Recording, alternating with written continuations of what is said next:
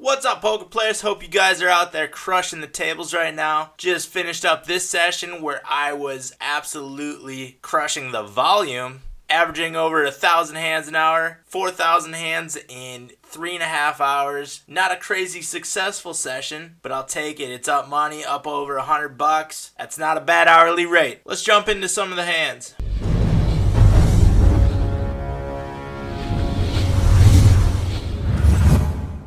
First hand we're looking at is Ace King from the button. We have an under the gun +2 raise to $2 and a 3-bet from a looser player to our right. We don't have a ton of info on this player. I just make a call on the button here. I think maybe I could have 4-bet that one, but it worked out well. We flop top pair, top kicker, 2250 in the pot. Slow it down, try to get one of these players in the pot with a pair less than aces, which is probably what this player was 3-betting with pre-flop. He's probably got something like queens, jacks, maybe kings. 8.9% 3-bet pre-flop. Could have tens. So I just make the call here. Don't want to give away the value of our hand again. There is now $51 in the pot. He checks back on the river, and I think if I bet pretty large here, I think we could get any hand to call. He could have thought I was chasing maybe a straight on the turn, or maybe the flush, or maybe I had a hand with a pair less than aces as well. So I bet $29.75 on the river, just trying to get as much value as we can out of this hand, and he does make the call, and we pick up a big pot right there at a 100 NL table, 107.50 in that pot. Looking at 100 NL table again right now, we have ace queen offsuit in the big blind. We get a raise from the cutoff to 2.5x, and we get a call in the small blind. This is the player we were just in a hand with. I 3-bet with the ace queen. A little bit of a squeeze play there. I see that this player has a high fold to 3-bet percentage, and we just saw how this player played that last hand. So I think it would be better if we got this player to fold and maybe had this player play so that we were in position against him. But both of them do not fold, and we wind up picking up an ace on the flop. It's like deja vu, pretty much the last hand, except our kicker is worse. Check back the flop again, bet $12.50 on the turn. I think that will induce any pair less than aces to call. We do get a call. Flush missed. I bet 25 on the river. This is very similar to that last hand. This is insane. And I think that $25 bet is a good value bet to get a pair less than aces to call here. It looks like we could have been on the flush draw, or maybe we just had a pair less than aces, but I think that is a good size bet, especially with a player who is very regular and folds a lot to river bets. And he does make the call, and we pick up that pot, $104. Not bad at all. Here's one of the bigger losses from the night. We have pocket kings, 100 NL table. We get a limp from the cutoff. I make it 5x from the small blind. The limp calls. Flop is 2 queens and a 3. You can see this isn't going to work out well for our pocket kings. I just check back. He shows some pretty good aggression there, so I just make the call. I check back again on the turn, and again he bets half pot. I just call again on the turn. The flush doesn't get there. The possible straight draws don't get there. He's a loose player, high bet frequency on the turn and river. Our pocket kings turn into pretty much bluff catchers now, so I just check back, and hopefully he throws in a bet with a bluff here. I do make the call, wind up losing to a full house, 3s over queens. That hand really sucked, but what are you gonna do about it? I think I kept that one pretty much as cheap as possible. Next hand we're looking at is 100 NL as well. We have ace king in the small blind, under the gun, min raises. We get a call from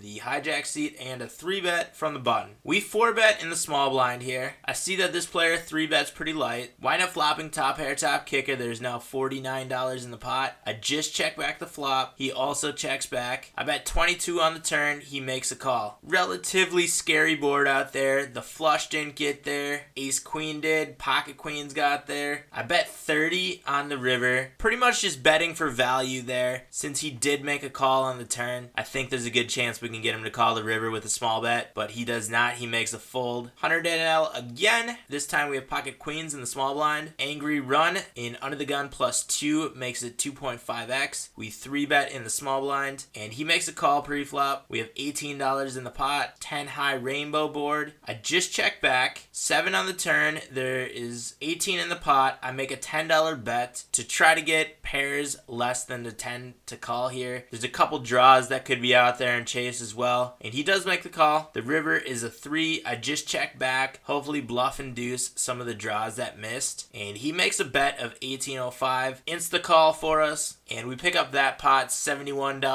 100 NL table. Again, we have Jack 10 suited in the big blind. A little bit of a blind battle here. The small blind raises into us, makes it 4x. We make a call with the Jack 10. He comes out and fires about 2/3 on the flop. And we have the flush draw. I think this is a pretty easy call. If we miss the flush, we can represent the ace if he checks back the turn. Now there is 4 cards to a straight there. A 4 makes a straight. He does check back the turn, and I think we can represent a hand here. And I make it $8. I think a lot of the hands are going to fold here that could be in his range. A lot of the Broadway cards. He does not fold. He makes a call. He probably does have an ace. We make our flush on the river, though. There's 34-12 in the pot. We want to try to get as much value out of this flush as possible. He did check back the river. He's got a high full percentage on the river as well. So that has to play in a little bit to our bet size. I make it $19, a little bit less than 20. It's less than 2/3 of the pot. I think that is a pretty enticing bet for an ace to call. And he does make the call. We do not know what he has, but we pick up a pot of $69.12. Biggest big blind win of the night came from this hand. We have pocket aces on the button. Under the gun limps, under the gun +1 limps. Folds around to us, and we are not going to make it cheap. 150 to go. We get a call from the small blind and under the gun +1. Flop is king high, 2-tone. The small blind leads out for half pot. I just make a call. We wind up turning our top set, and the small blind continuation bets the turn as well. A little bit smaller than 2/3 of the pot. And I think at this point, this player has a good hand. He could have a set, maybe 10s or 4s. There's a possibility he has king 10. Maybe he's got that flush draw. But any one of those hands I want to make pay here. So I'm not going to make it cheap. I would raise it $10. That pot commits him. He comes back over the top. Easy call for us with top set. And he does have a set as well. We wound up getting a lucky ace on that turn, but we'll take it. 113 big blinds on that hand. Had a big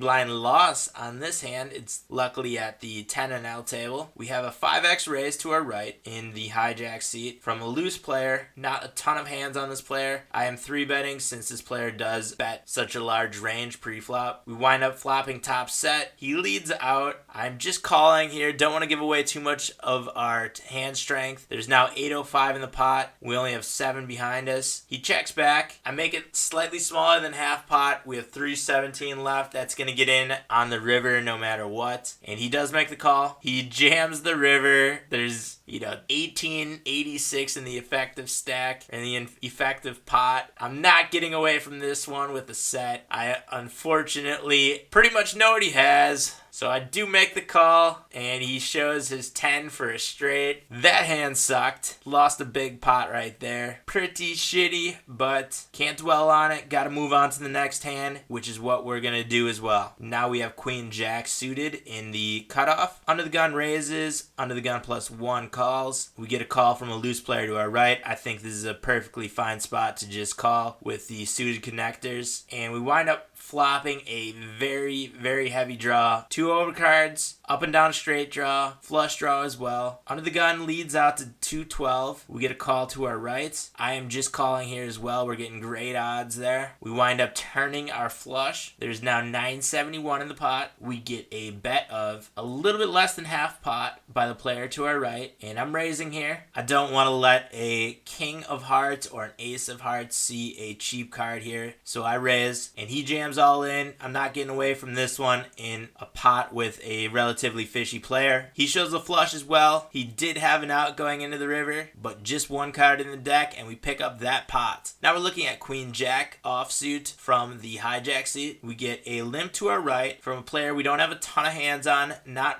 a regular player. He has a 32% VPIP, and I think this is a good spot to isolate to try to get in a pot in position against this player. We get 2 callers though. The big blind calls as well, but we wind up flopping top 2 pair. We're going to be good here a ton of the time. I bet a little bit less than 2/3 of the pot on the flop, and the big blind calls. Turn is a 7.